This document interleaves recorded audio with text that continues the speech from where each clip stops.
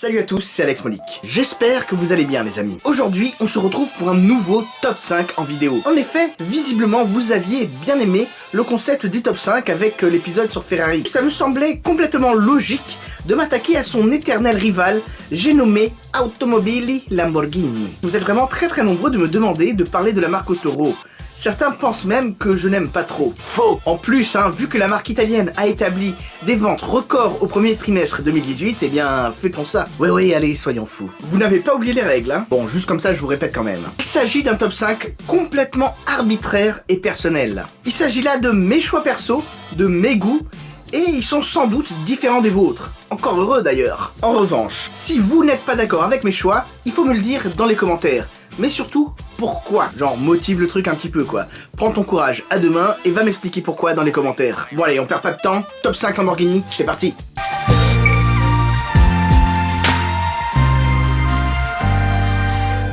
Et oui, Lamborghini. Il est vrai, j'ai vraiment pas beaucoup parlé de Lamborghini. Pour tout vous dire, j'attendais de meilleures occasions et opportunités pour vous en parler, mais vous savez quoi, on va pas attendre jusqu'au remplaçant LMP1 en 2020. D'ailleurs, ce serait tellement cool que Lamborghini se lance dans l'aventure, car à mes yeux, c'est quand même une marque qui manque cruellement d'une histoire en sport automobile. Bref, voici mon top 5 de mes Lamborghini préférés, tout modèle confondu, toute période confondue. Mais encore une fois, on va se limiter ici aux véhicules homologués route. Donc, ça ne concerne pas tout ce qui est concept. Je me laisse de la marge pour d'éventuelles futures vidéos.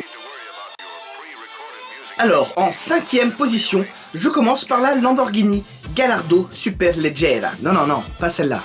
Ah, voilà, là c'est mieux. Ce modèle est une version radicale et ultra légère de la Lamborghini Gallardo. Le modèle le plus vendu à ce jour chez Lamborghini, avec environ 13 000 exemplaires si je dis pas de bêtises. Et ouais, la première génération de la Lamborghini Gallardo Superleggera était tout simplement parfaite à mes yeux. Pour moi, elle a toujours été la plus jolie, la plus belle, mais aussi et surtout la plus brutale des Gallardo.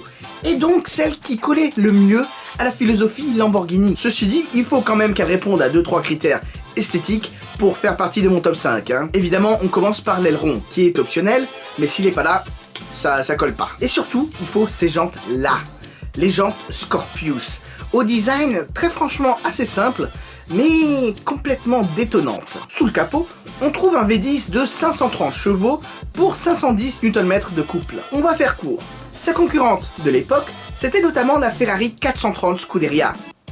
Rien que ça. Après, soyons complètement honnêtes. Par rapport à une Gallardo, on va dire basique, c'est pas non plus le jour et la nuit. Loin de là même. Pour être franc, il n'y a pas grand chose qui change vraiment, si ce n'est les nombreuses pièces en fibre de carbone, par exemple les rétros ou le diffuseur. Du coup, pourquoi je l'aime? Eh bien, je commence en disant que la Lamborghini Gallardo première génération de 2003 est ma Gallardo préférée. La Lamborghini Gallardo Superleggera fait partie de ces autos qui m'a vraiment marqué de par sa présence lors de mes nombreuses sorties de car spotting à Paris. À l'époque, même si je connaissais pas grand chose, je me rendais déjà compte que ce n'était pas une simple Gallardo.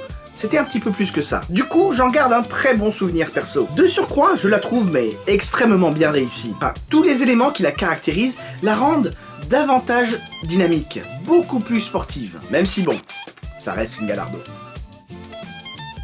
En 4e position, j'ai choisi de placer la Lamborghini Reventon. D'ores et déjà, je sais que ça va faire débat, car pour beaucoup d'entre vous, ce n'est qu'une simple Lamborghini LP640 avec un kit carrosserie. Franchement les gars, vous avez raison. Soyons honnêtes et jouons carte sur table. Les seules évolutions par rapport à une Murcielago LP640, ce sont des disques de frein carbone céramique et le V12 qui te sort 10 chevaux en plus. Incroyable. Et c'est tout. Ah oui, il y a le prix aussi. Là où une LP640 te coûtait grosso modo 250-300K, eh bien Lamborghini te demandait allègrement 1 million d'euros pour cette Lamborghini Reventon. Du coup, pourquoi elle est dans mon classement en fait? Premièrement, selon mon analyse personnelle, je trouve que la Lamborghini Reventon est un véhicule important historiquement, car c'est le premier véhicule qui a démarré la frénésie des éditions ultra limitées chez Lamborghini. En effet, avec seulement 20 exemplaires du coupé et 15 roadsters qui arriveront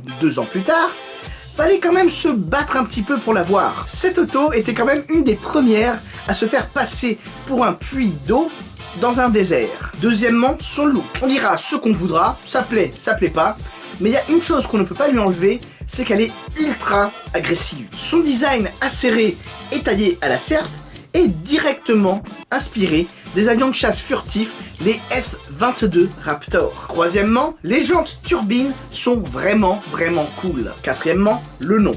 Bon, après c'est vrai que chez Lamborghini, tous les noms sont aussi cool qu'un Argentin qui joue de la guitare, mais voilà, c'est une raison. Reventon, franchement. Je me souviens encore de la première fois que j'en ai vu une, la montée d'adrénaline, j'avais vu une Lamborghini Reventon. Alors, en troisième position, j'ai décidé de placer la Lamborghini Murcielago LP670 Super Veloce, ou SV pour les flemmards comme moi. On va me demander, pourquoi pas l'Aventador SV? Et moi, je répondrai, pourquoi pas la Diablo SV?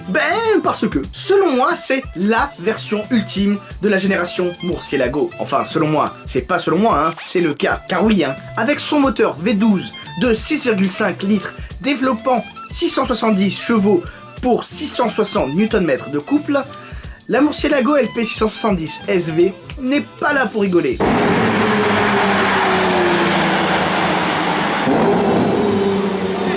En effet, elle est beaucoup plus légère que la Murcielago LP640, et ce, malgré cet aileron massif, que je considère d'ailleurs comme un des ailerons modernes les plus réussis, notamment car il est en parfaite symbiose avec la voiture, contrairement à, par exemple, contrairement à l'aileron de la Zenvo TSR S. C'est cool, mais bon, voilà quoi, c'est pas... Pourquoi je l'aime? Seuls 350 exemplaires de la Lamborghini Murcielago LP670 SV ont été construits à travers le monde. Je prends des risques, un peu à la façon des supercars Ferrari. Oui, le parallèle est risqué, mais j'aime vivre dangereusement. Comme la plupart des Lamborghini, elle dégage une telle présence que ça en devient insolent. L'utilisation de la fibre de carbone un petit peu partout sur l'auto en font une sacrée pistarde. Même si, très franchement, entre vous et moi, je l'ai rarement vue sur la piste.